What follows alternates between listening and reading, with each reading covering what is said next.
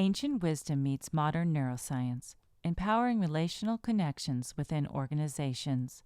Presented by First 5 Santa Clara County with Dr. David Arredondo.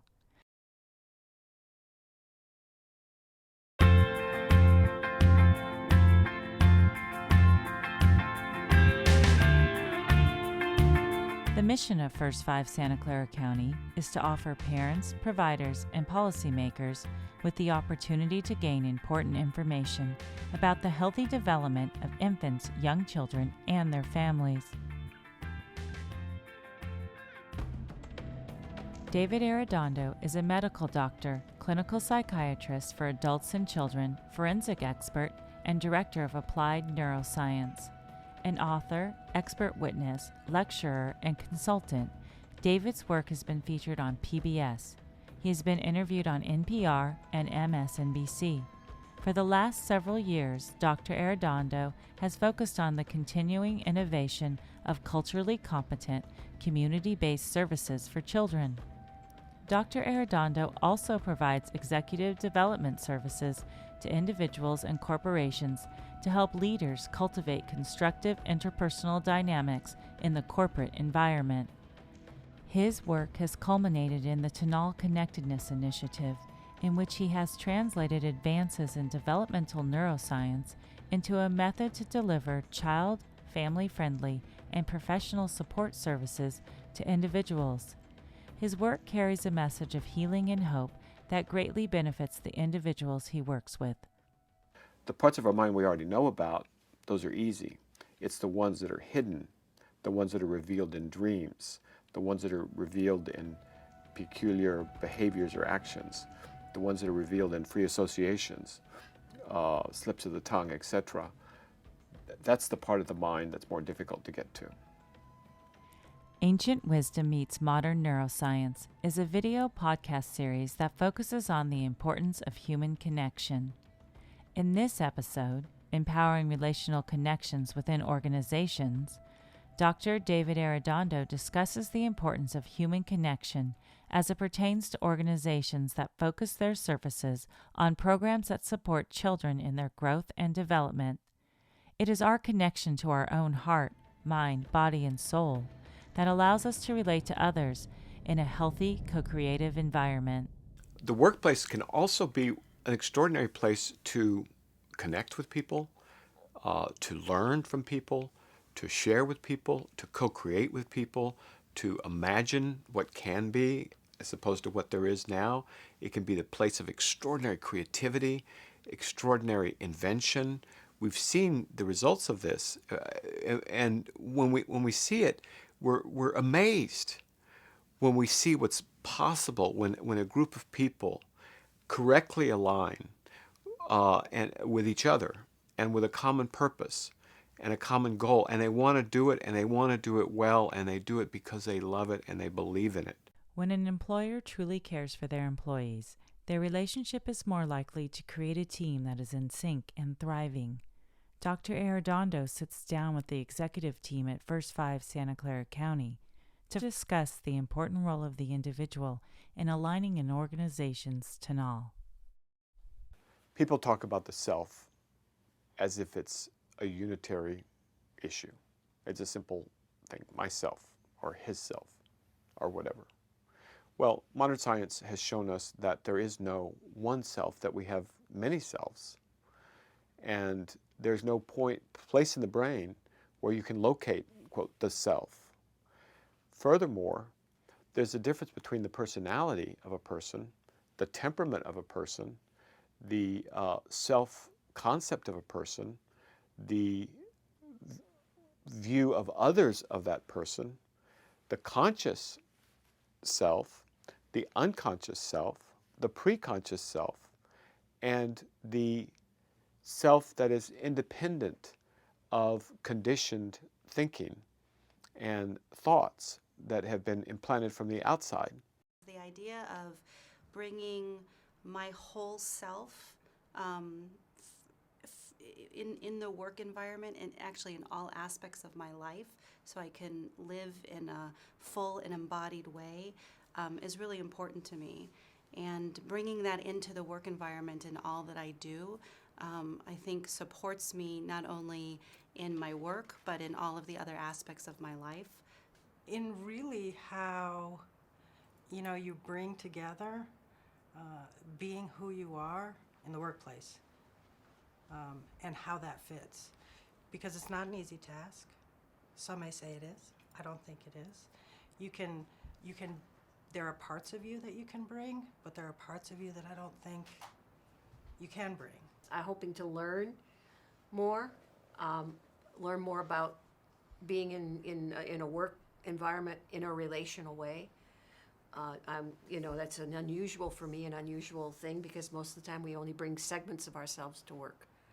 We bring the head, and keep the other stuff at home or whatever part we use the most in our journey through work. I like getting into why we think the way we think and what our sort of intrinsic motivations are that we often don't have time to contemplate when we're responding and reacting every day.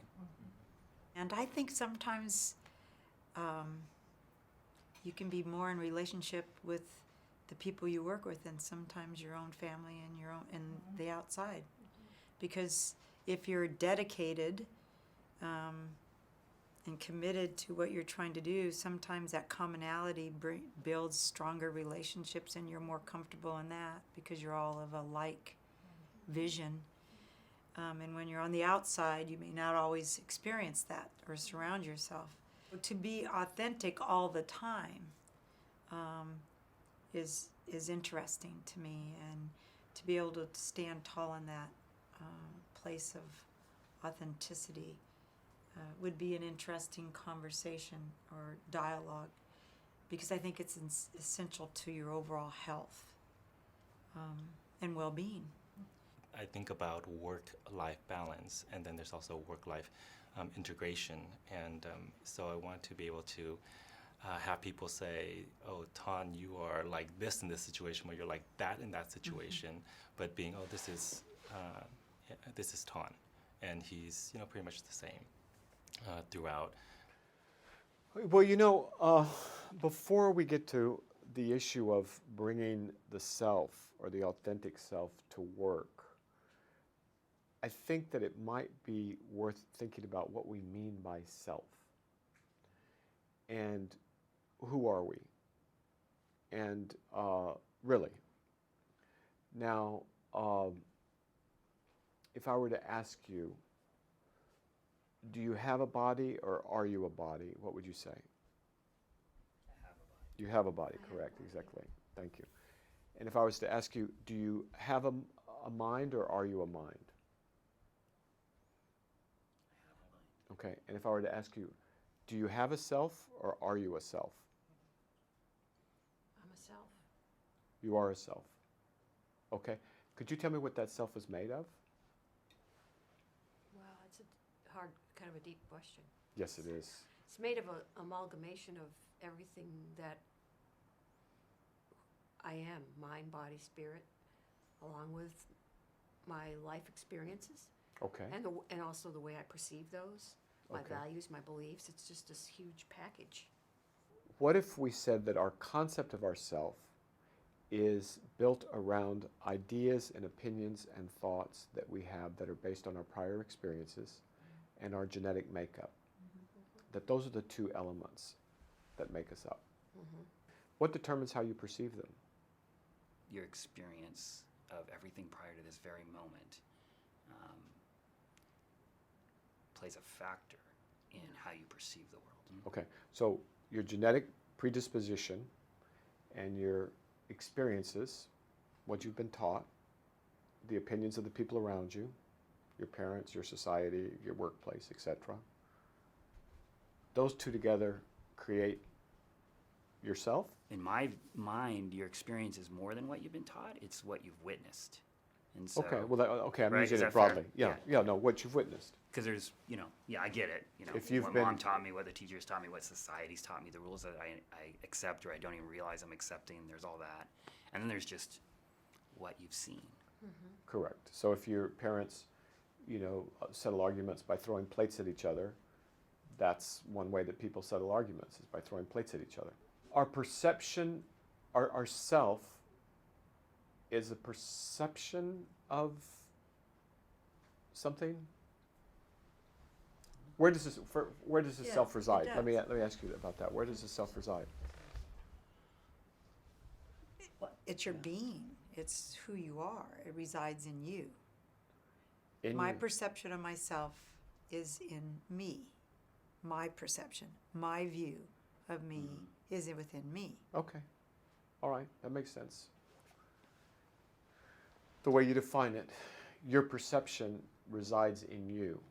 How I see the world, it resides in me. It's my view of the world, and my view, in my mind anyway, in my opinion anyway, my view has been created by what you just said, genetics and experience.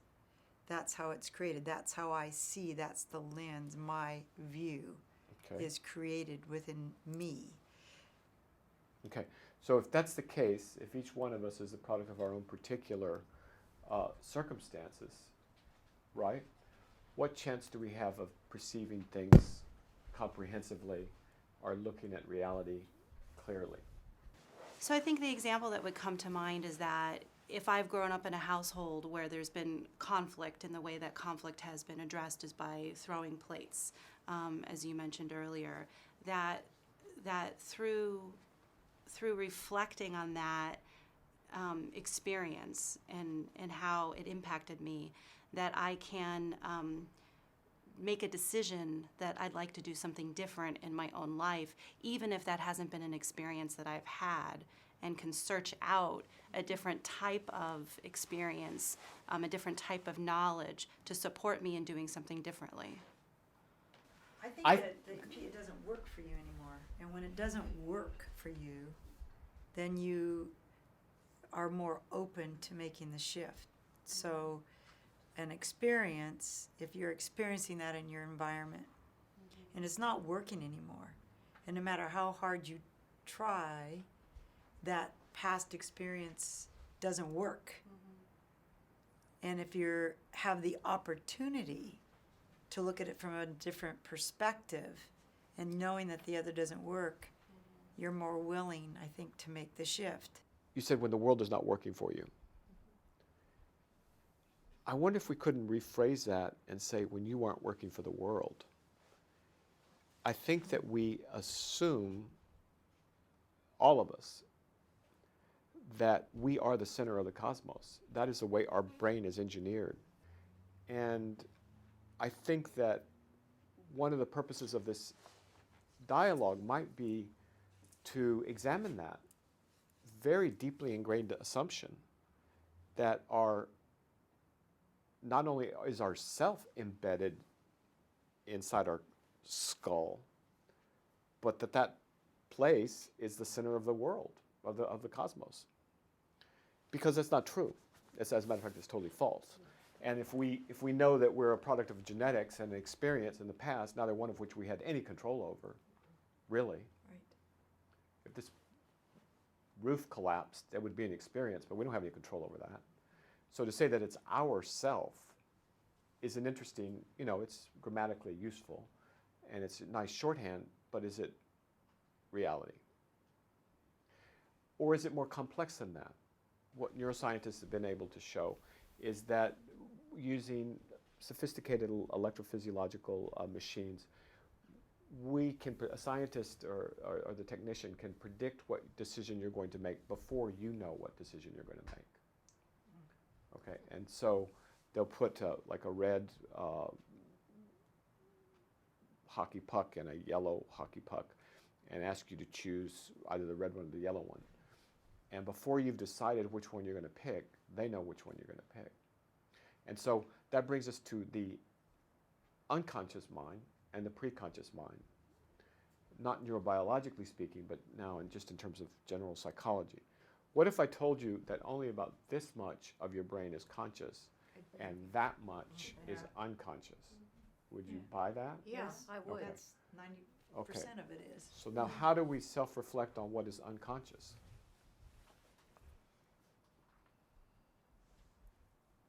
I think part of it is feedback you get from people. I mean, people say, oh, did you notice that you did this thing? One of the ways to understand the unconscious or to get to the unconscious is through behaviors. And this is everywhere, all the time, because the ego is synonymous with the self. And that ego needs to protect itself. Your image of yourself, believe it or not, is spending most of its energy trying to protect itself. I believe that if you're going to lead others, or if you're going to raise children, or if you're even going to have a fully lived human life, the examination of who you actually are is important. Not in a woolly, new age, fuzzy-wuzzy kind of way, but a hard-nosed, pragmatic, look, I'm on this earth for a very, very, very short time. And if I'm going to make the most of it, I better figure out what I am, who I am, and what I'm here for, right? So we have one way to the unconscious, which is through behaviors.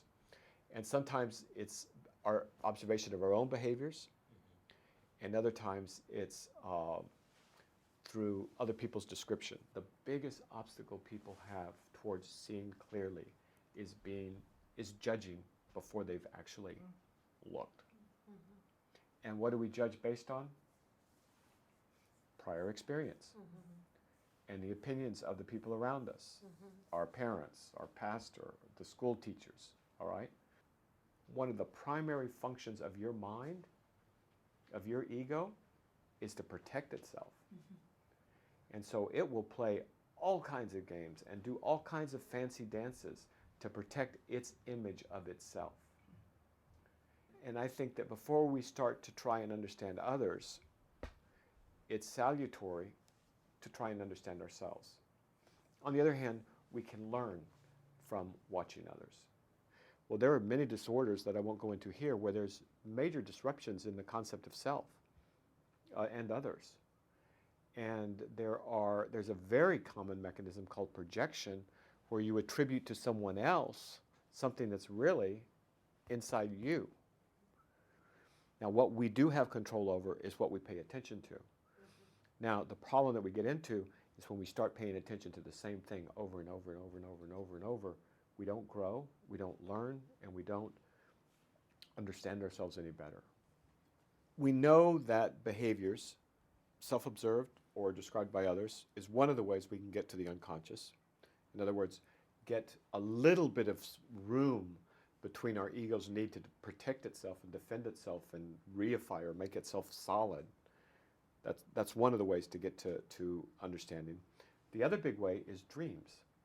And dreams, for reasons that have to do with an obsession with measurement that is a characteristic of our modern society, have kind of fallen by the wayside and have almost been relegated to the bin of charlatanism or psychic stuff or things like that, when in fact dreams are universal. Everybody dreams, and I think it's not disputed by any reasonable person that at least some of these dreams have meanings. And other people would say all of them have meaning, and I would say they have meaning and they come to help. And what they do is they come to help us understand what might be going on underneath the surface. Because what might be going on underneath the surface may not be something that fits with our conditioning, all right, with our past experiences or the way we were brought up. People want to know. They ask me, well, how can I know my own mind? This is not easy.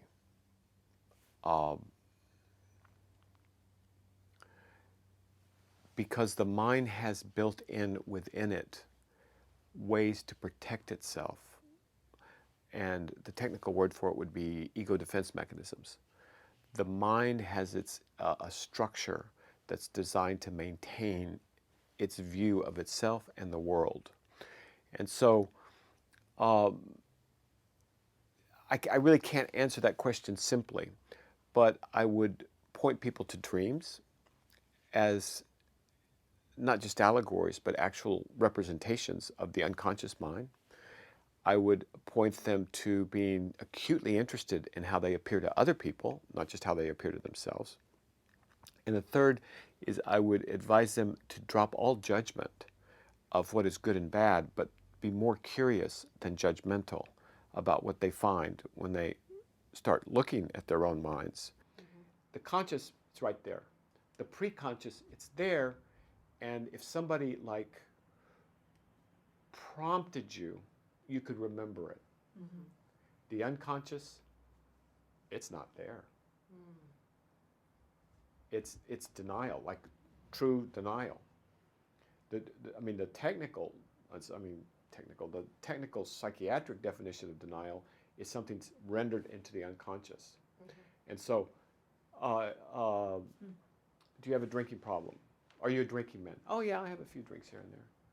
Well, I notice on your chart here that you've got 4 DWIs, that you've been in prison, 3 times, and you've been arrested for public intoxication 6 times, and your wife's left you, your kids left you, and you just came out of a 6-day hospitalization for DTs, and your last DUI. Are you sure you might not have a drinking problem? Oh, I don't have a drinking problem. I could stop anytime I want. I said, well, according to this record, you've been saying that now for 20 years. He says, well, I don't have a drinking problem.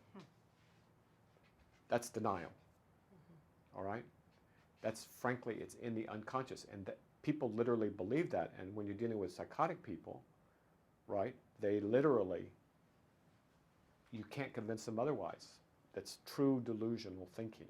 And so one of the things that makes these defenses either adaptive or non-adaptive is whether or not they're conscious, okay? And what purpose they serve. Well, the only thing you can do is make the unconscious conscious, and so that's a significant endeavor for a small minority of people. Should be more people trying to understand who their selves really are, because who we think we are is just who we think we are. And as you've observed, who you think you are may be different than what other people perceive. And what they perceive may be different than what other people perceive. So none of that is real. All of that is in the realm of idea, thoughts, and opinions. In other words, it's all just mental activity done by the brain. What does that have to do with reality in a fundamental way? Not much. This is why the ancients talk about getting beyond thought, getting beyond opinion, getting beyond judgment. If we can get to a point to where we stop judging ourselves, then we have a chance of stopping our judgment of other people and the world and the hand we've been dealt, and instead see what's in front of us, which is so far more extraordinary than anything we've imagined thus far. It might go without saying, or maybe it needs saying, that the alignment of your mind with your heart and getting your body to cooperate and having all of these in alignment with your purpose, or what you believe is the purpose of your very soul, your spirit, or it doesn't have to be couched in those terms. Your purpose in life is going to make you more productive. It's going to make you more creative. It's going to cut down on stress because you're not being bothered by trifles. And you're going to be more efficient in the use of your own personal energy because you aren't wasting it on unnecessary conflictual material that's irrelevant to what you're doing with your own personal life. Aligning your tonal, getting your heart, mind, body, and soul in alignment, and getting yourself to work in a way where you're going to do what you are meant to do in the way that is meaningful for you becomes an easy priority to set. And making sure you're in the right job. I mean, just because you're in a corporation doesn't mean you should be. All right, and so where the discussion began with talking about bringing the authentic self to work, well, first you have to examine the fact of whether or not that authentic self, whatever that might be, belongs in that particular place.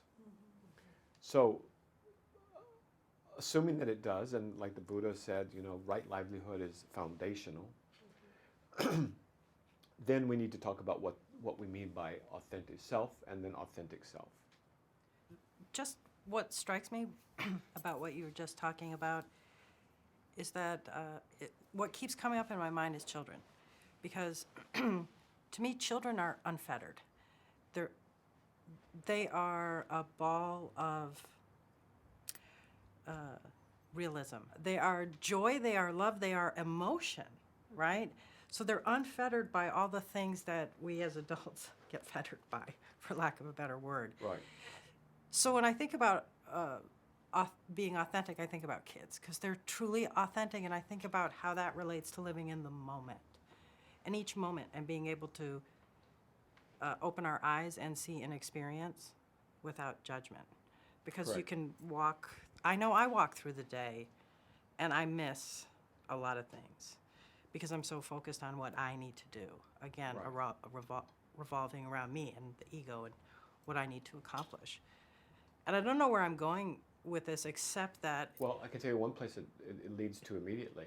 okay, Instead of, maybe one day, instead of going and looking at what you need to do, look for what needs to be done. good point. Right. And that changes everything.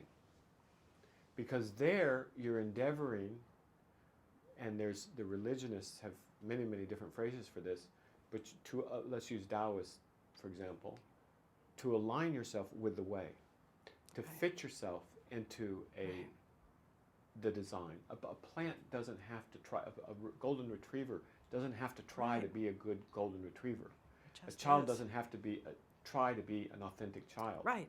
So what we do is through a combination of conditioned thinking, fear primarily, that we're going to be judged harshly and punished, which is the same thing as guilt, which is fear, or shame, the fear that we're going to be ostracized, abandoned. We gradually lose our innocence, and there's metaphors are everywhere. Like I'm thinking of the Garden of Eden. We're cast out of that garden and into this wilderness, trying to make our way to get something that we think we need to have, when in fact it's so much more simple than all of that, because everything is provided for us, in fact. And so you stop laying blame, you also stop taking credit. And neither one of those things are of any consequence, because you realize that the nature of nature is such that everything is provided for you. All you have to do is get out of your own way.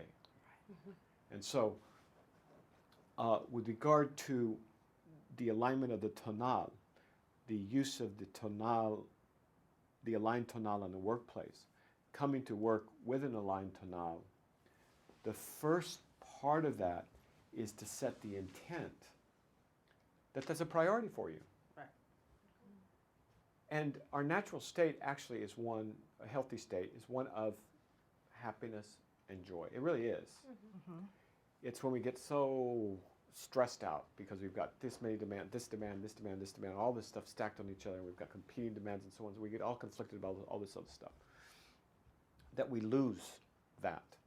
But if we put as our priority, look, I want to be happy. And if we can understand that, let that sink in, realize that nobody's responsible for our lives or appreciating our lives, and no one can appreciate our lives except for ourselves, okay? And then we can say, well, how would I go about doing that? Well, the first thing you do is you set your intent, and your intent should be towards, it has to be aligned with reality, because if you're fighting reality, guess who's going to win? Reality's going to win. All right? So this is where understanding some of the ways that we engage in self-defeating behaviors or self-defeating thoughts or just extraneous, non-contributory conflicts. Understanding how much energy we dissipate, we waste on nothing. If we can free that up, then we have more energy to look at some of the other things. I appreciate this dialogue because it's around protection of my ego, protection of myself.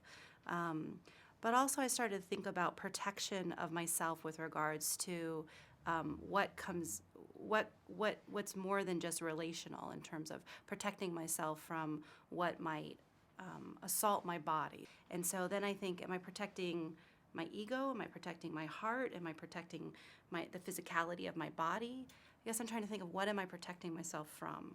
We have impulses, all of us. We are actually beasts. You know, okay, we've got a nice big frontal cortex and we wear nice, you know, clothes and we are civilized, so on and so forth, but we are 99% beast. Okay, so we have impulses that are not acceptable at all. Okay, and these come from our evolutionary history. So when we say genes or we say nature, we're not just talking about our parents. We're talking about our parents,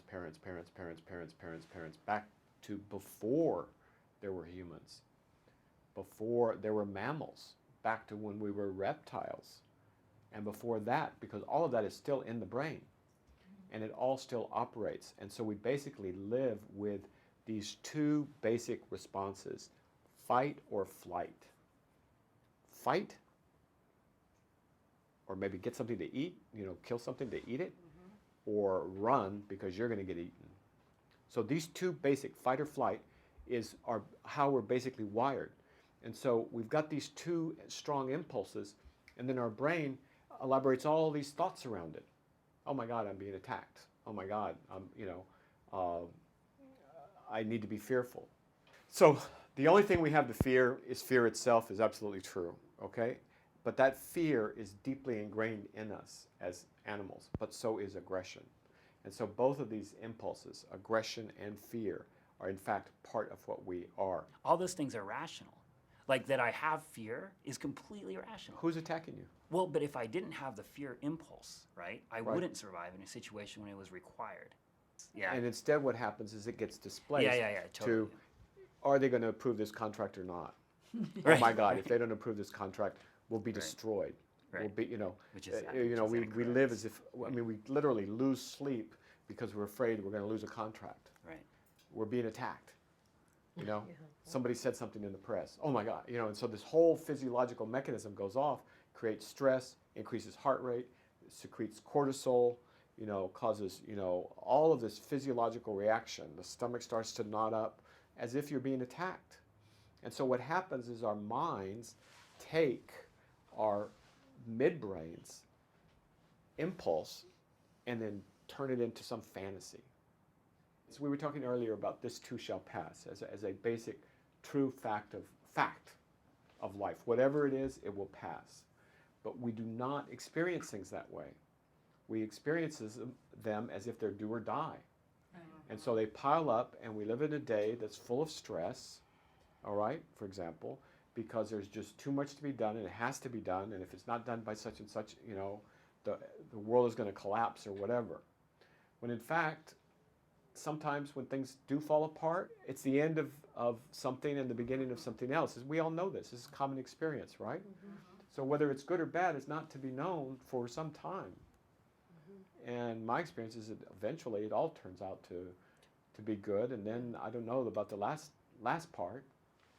I have some inklings. But the point is that so much of our stress is self-induced. Because we've lost perspective, and we're using maladaptive coping strategies and defense mechanisms. We all have this, and this is part of accepting, and this is part of what might be salutary here. When you understand that we're all in the same boat. Everybody's neurotic. Everybody has conflict between their impulses and what society allows or what the workplace allows.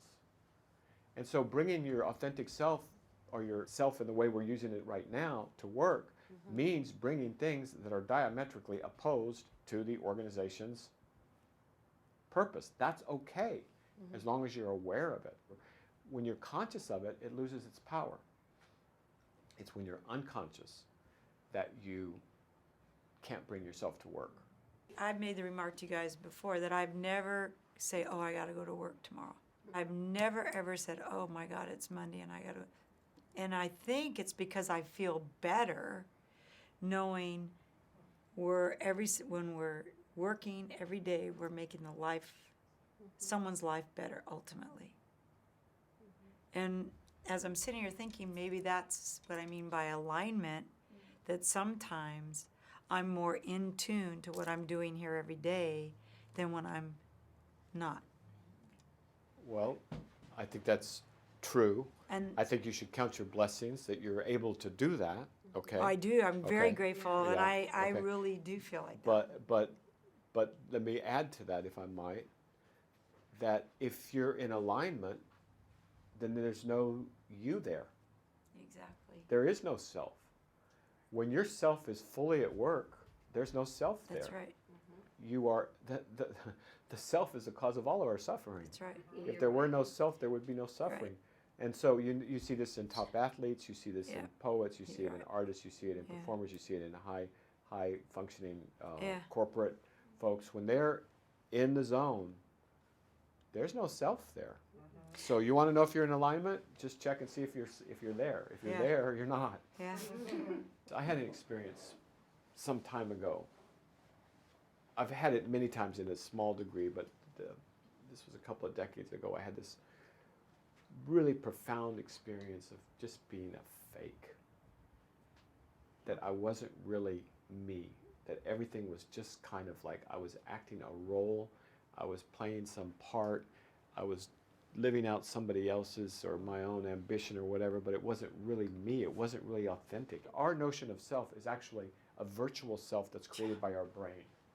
It's not it doesn't have an inherent existence. Right. And the way the Buddhists frame this is that basically it's a composite that we've labeled, but it's not any more real than the taxonomy of, roses or anything like that.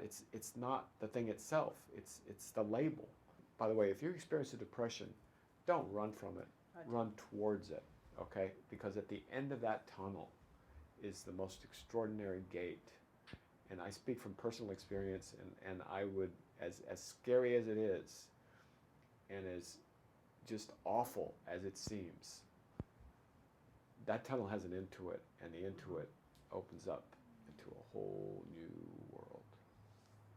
For me, what you said and the way I took that was to understand what is changing in you. There's something that's sticking or poking at you, and I think the understanding, and it may need that you need a significant person you connect with to help you, guide you, show you the lantern on your journey to understand what that means and where you're going, and to pay attention to who the universe puts in your path that can help you understand that, okay?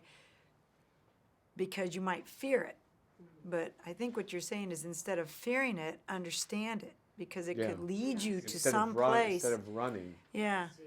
But you can open yourself to what's there. You can see what's there and learn from it. Everything is teaching, all things are teaching at all times, believe it or not. So the question is, how open are you to that? And then if you can create that atmosphere in yourself, you'll create a halo effect. Bring that to work if you want to bring something good to work. Forget about the authentic self. Bring the evolving self, the curious self, the grateful self, the self that is in awe of how everything fits together and how none of this was our doing, really. I mean, which one of us here can take credit for being here, alive and breathing this air? Or take credit for this air or for this room or for this moment? None of us can take credit for it. Neither should we take blame for it. The workplace can also be an extraordinary place to connect with people, to learn from people, to share with people, to co-create with people, to imagine what can be as opposed to what there is now. It can be the place of extraordinary creativity, extraordinary invention. We've seen the results of this, and when we see it, we're amazed. When we see what's possible when a group of people correctly align and with each other and with a common purpose and a common goal, and they want to do it, and they want to do it well, and they do it because they love it and they believe in it. If the employees believe in it, if the executives believe in it, if the board believes in it, and the reason they believe in it is because they know the customer is going to love it, or the client's going to love it, or it's going to actually work, then you have the exact opposite of the negative, inefficient, toxic corporation. Instead, you have the very best of what this organizational structure has to offer. We are born with temperaments, which is kind of the same word as personality. Those aren't mutable. In other words, those aren't changeable. So don't try. Let me tell you what they are. Extraversion, introversion. If you're an extrovert, you're an extrovert. If you're an introvert, you're an introvert. That's a feature of your personality, your temperament, that's not likely to change. This is based on scientific data. Okay. If you're an obsessive, type, that feature is going to stay with you for life. I mean, you're probably going to put the top on the toothpaste, and you're going to hate it when everything's a big mess and you want to get it cleaned up or whatever. I mean, you may live in a sloppy place, but you hate it. Okay? Doesn't mean you do anything about it. Okay, so then there's stimulation seeking versus stimulation avoidant. Okay?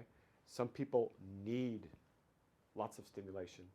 Other people like to keep it very quiet and calm. And then there's risk avoidant and risk takers. Imagine a therapist trying to turn Evel Knievel into Al Gore. It's not going to happen. Let me go through some of the immature, but very, very, very, very common defense mechanisms, and talk about how they might relate to the workplace. And because those will include things that I'm sure you're very familiar with, like projection and displacement. So let's start with displacement. That's an easy one. Displacement is taking one set of impulses and displacing it from one place to another. So instead of slugging the boss, you come home and you kick the dog, or you yell at the wife. That's displacement. You take one impulse that you can't discharge one place, and you discharge it on somebody or something that's not as threatening. And this is the root of bullying, for example.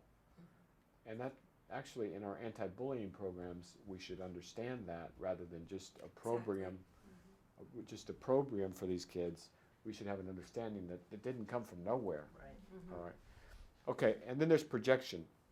Attributing one's own unacknowledged feelings to others. It includes severe prejudice, rejections of intimacy through unwarranted suspicion, marked hypervigilance, and injustice collecting. So what this represents in the workplace is attributing to someone else disavowed impulses in yourself. And so you're taking, and through an unconscious mechanism, taking your own impulses, distorting them slightly, and projecting them outward. This happens all the time. I promise you, you do it. Okay? And so does everybody around you. And it can be fun to look at it, as long as you aren't afraid and you aren't judging, and you trust who you're with, and start with yourself. Because a lot of these things we don't want to admit to ourselves. How might some of these play out in terms of how we would see this in our work environment? I'm thinking either projection or dissociation. What is projection? It is the attribution to someone else of impulses that are actually part of yourself. It's usually unwanted parts of ourselves. Both, actually, it could be both. So could we phrase it in such a way that it might be taking one's own insecurities and placing those on another? So maybe a sense of competence or a sense of confidence, that maybe somebody who is feeling uncertain about the quality of their work or their competence and their capacity to do their work might then speak about another as not being effective in their Exactly. job. Okay. That's exactly what happens. And blaming them. The two go hand in hand. And unfortunately, it's an unconscious mechanism most of the time. And so it takes a lot of self-reflection, self-examination, and people are resistant to give that up. Jung is the spokesperson for this.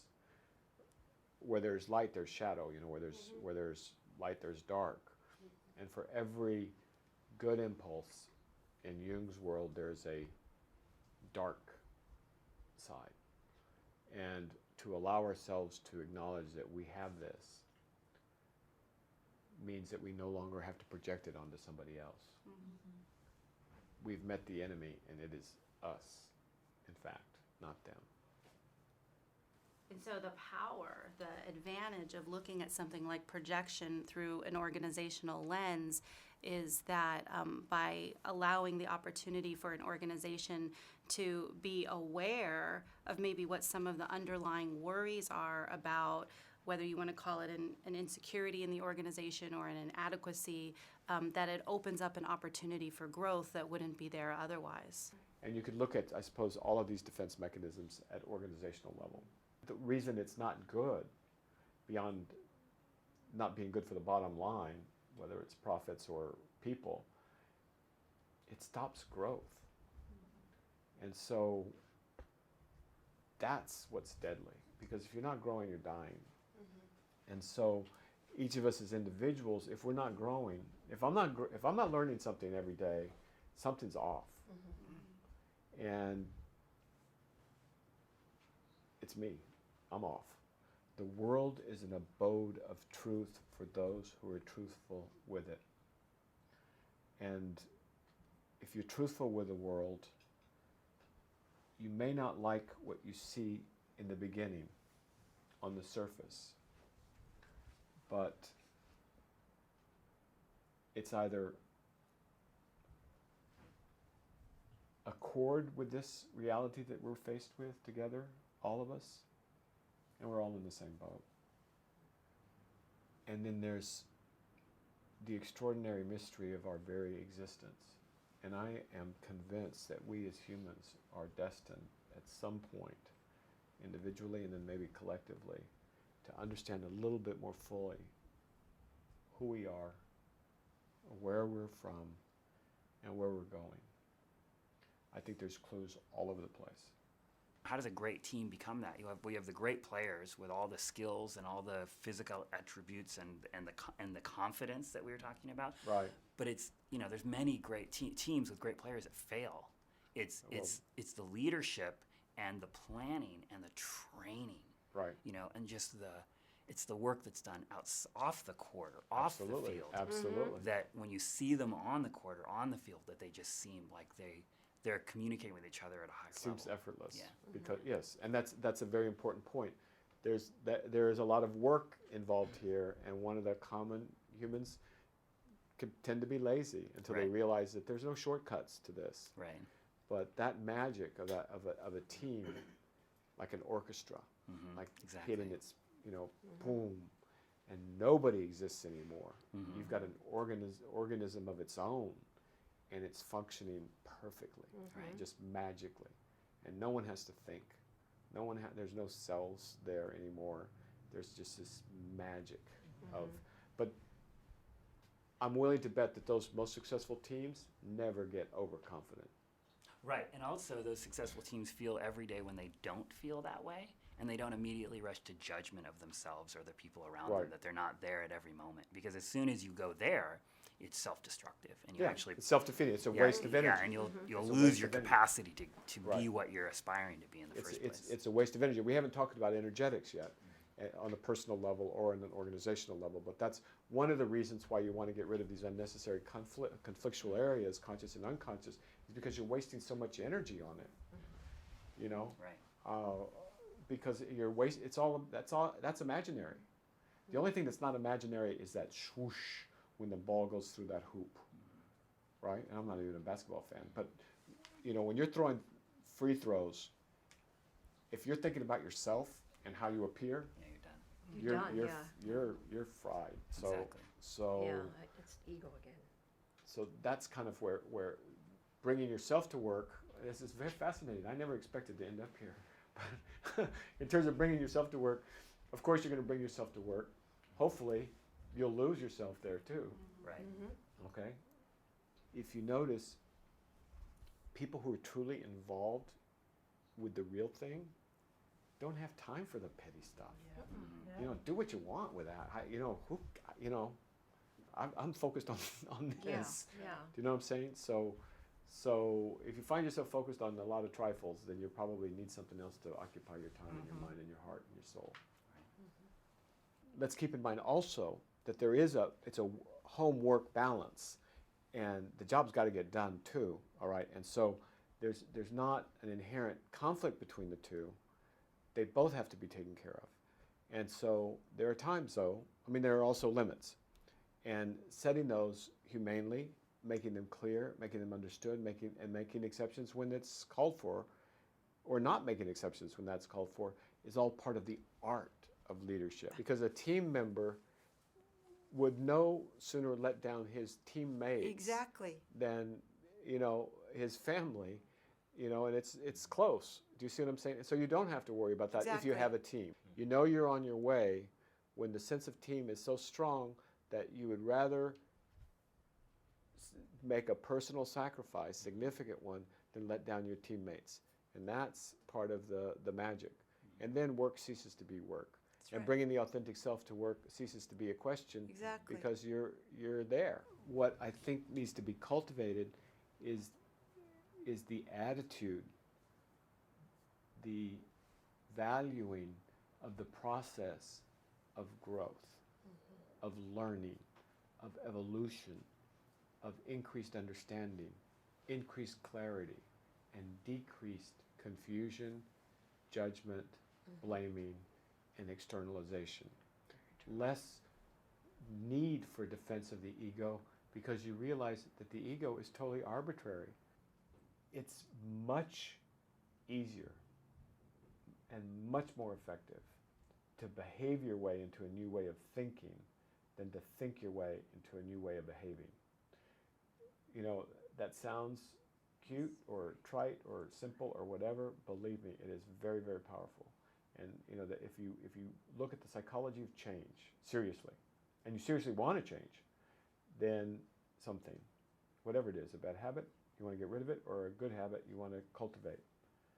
Behaving your way into a new way of thinking is much, much, much more effective than thinking your way into a new way of behaving. Sometimes I'm asked, what can an executive management team do to take care of their employees? And what that reminds me of immediately is one of the two most important things I learned in medical school. And probably the most important thing I learned. The secret in caring for the patient is caring for the patient. If you care genuinely about your employees, you'll figure out what they need. You'll figure out what's going to work and what's not. You'll work it out. I can't go to the details of this or that, whether they need a gym or whether they need a foosball machine or whether they need a pool on the ceiling. I don't know, but I do know this: if you don't care, nothing's going to work, and if you do care, you'll find the answer.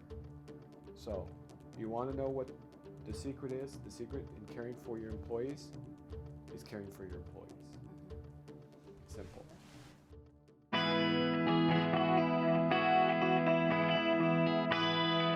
First 5 Santa Clara County is dedicated to providing learning opportunities for all sectors of the community.